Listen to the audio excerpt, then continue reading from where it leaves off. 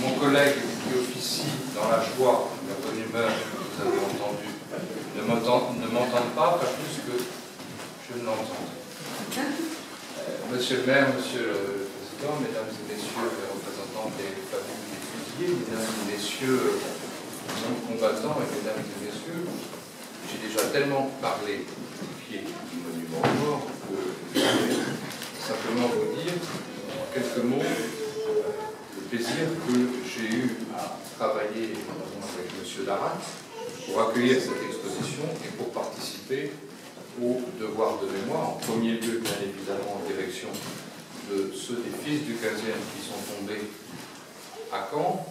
Je remercie vivement mon collègue Blanquier de sa présence. Je suis vraiment très honoré qu'il ait fait ce déplacement. Bien sûr en direction donc, des fusillés, des enfants du 15e, mais comme vous l'avez compris tout à l'heure, à destination de tous ceux qui sont tombés pour le pays, qui tombent encore. Et je me félicite du symbole très fort que je constate aujourd'hui.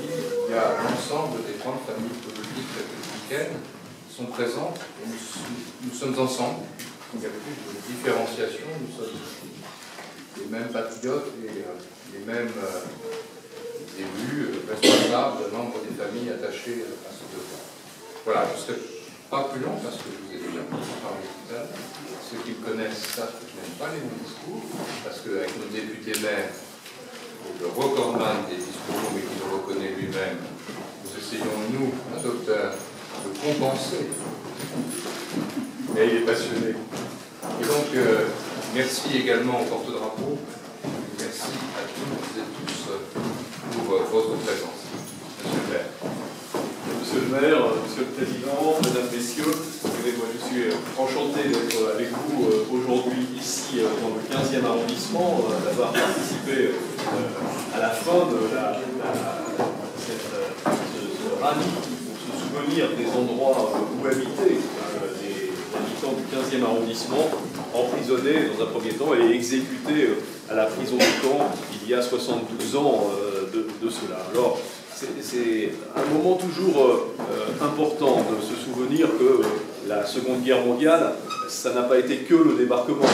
Quand on appartient à une ville comme la ville de Caen, bien évidemment, le bombardement de la ville qui a duré 6 semaines, les drames que cela a entraîné est quelque chose qui nous marque à tout jamais. Mais on voit bien aujourd'hui, dans de moments comme celui-ci, que cette Seconde Guerre mondiale a commencé par des atrocités très tôt. Et ce dont nous nous souvenons aujourd'hui, dans la plus grande unanimité, vous le rappeliez, je pense que c'était nécessaire de le faire, nous rappelle que dès 1941, pour des engagements, on pouvait très bien connaître un sort particulièrement funeste, et ça a été le cas des 13 fusillés de la prison de Caen le 15 décembre 1941, et on a vu également que les exécutions ont connu également d'autres moments. En mai 1942, à la suite de 2 déraillements des trains de permissionnaires allemands, Cherbourg-Maastricht, à deux moments, en mai 1942, 2 déraillements ont eu lieu et qui ont occasionné une riposte des Allemands qui a été dramatique, une centaine de fusillés et de gens également déportés dans les camps de concentration. Voilà, c'est tout cela dont nous nous souvenions tout à l'heure, devant ce magnifique monument.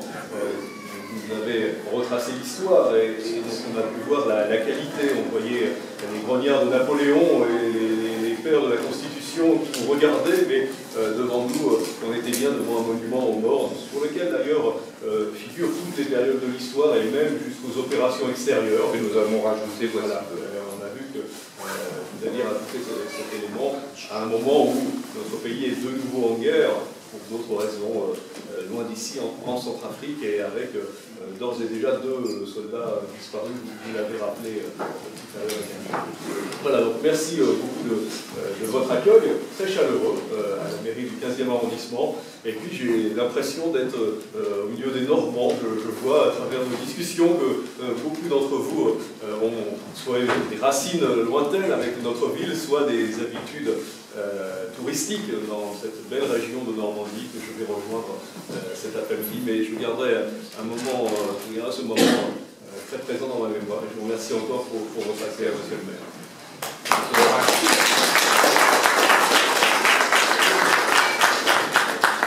peux juste indiquer que j'ai omis de remercier le président de l'Union nationale des combattants du 15e arrondissement, Eugène Bourrin, qui a beaucoup œuvré pour la réussite de ce temps de mémoire sur l'ensemble de la semaine et aujourd'hui. Voilà, mon cher monsieur. Je voudrais simplement remercier surtout mes amis des porte-parole.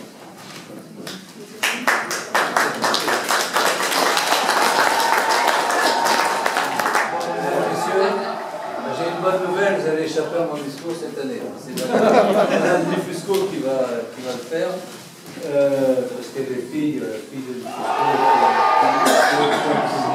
et c'est normal que elle va uniquement charger de faire les remerciements. Donc, ça va être assez vite. Alors, je vais remercier d'abord la municipalité du 15e. On a fait une action relativement large, et en plus on a prévu avec M. Lu, qui nous a parlé tout à l'heure, de faire une action aussi large courant de l'année prochaine sur le thème des otages. Et dans la mairie du 15e, c'est essentiellement M. Lu que je voudrais remercier, et M. Lefebvre. Je remercie également M. Bourrin et les anciens combattants qui ont, bon, mine de rien, il a tout de même participé à l'organisation de nos réunions préparatoires et tout ça, et donc c'est assez important.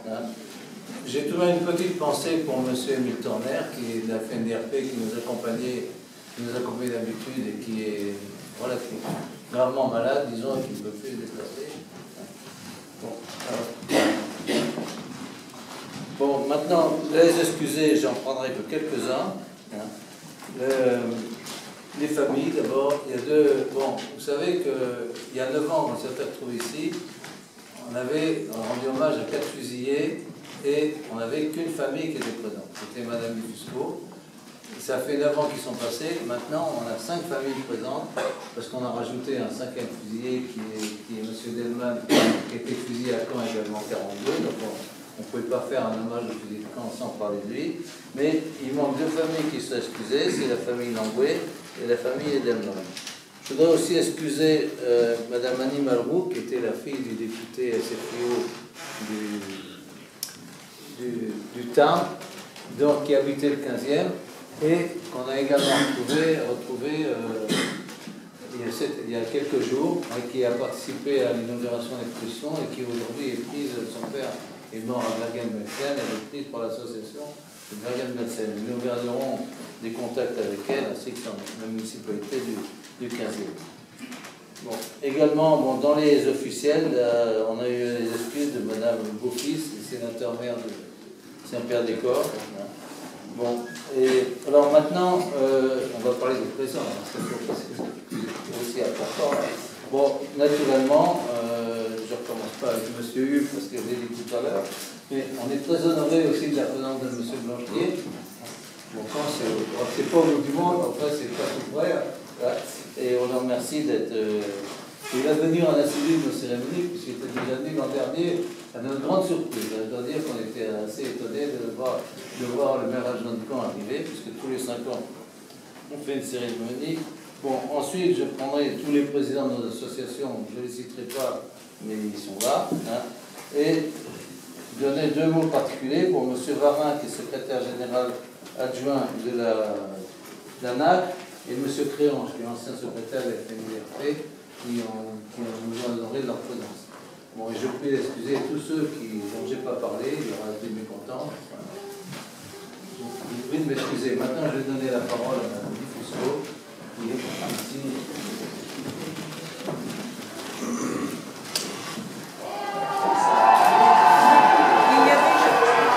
Apparemment, ils sont mariés. C'est une bonne chose. Just married.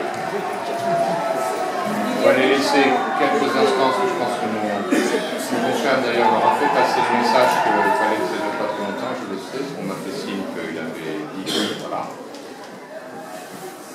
est grand, mais malgré tout, il faut organiser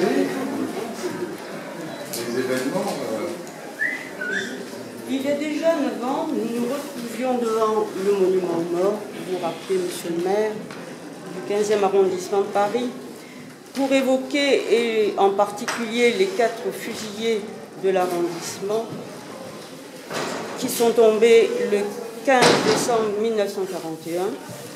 Aujourd'hui encore, nous leur rendons hommage, ainsi qu'aux 95 otages fusillés le même jour, que ce soit à Châteaubriand, au Mont-Valérien, à Caen. Nous rappellerons leur sacrifice afin que celui-ci ne soit pas vain et que les événements qui le provoquèrent, leur fin tragique, ne se reproduisent plus. Qui étaient ces 4 hommes qui, comme dit le poète, donnaient leur vie avant le temps et qui tombèrent sous les balles de l'occupant nazi dans le froid matin du 15 décembre 1941 à Caen? Jean-Marie Morvan, 52 ans. François Langouette, 35 ans. Joseph Difisco, 35 ans. Et Émile Billot, 33 ans. Des hommes simples, que rien ne destinait à devenir des héros. Des travailleurs modestes, un cantonnier, un manœuvre, un employé. Tous étaient mariés, tous étaient pères de famille, tous enfin étaient des communistes, donc antifascistes convaincus, ce qui devait inévitablement les conduire à une opposition active contre l'envahisseur. Le récit de leur parcours est exemplaire et démonstratif en ce qu'il retrace le cheminement de milliers d'autres résistants qui, fidèles à leur engagement antérieur, ne pouvaient dans l'épreuve de la défaite et de l'occupation qu'adopter une position de résistance. Humaniste et antiraciste, le combat sous des formes nouvelles, souvent risquées, face à un ennemi implacable, s'inscrivait comme une suite logique dans leur vie.